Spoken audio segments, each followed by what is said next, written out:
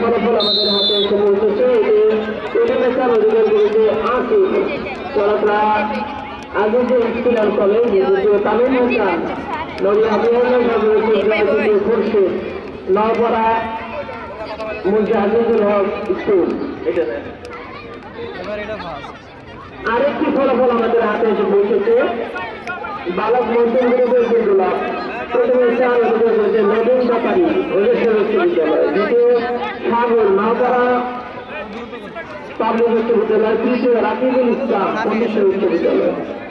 মিমি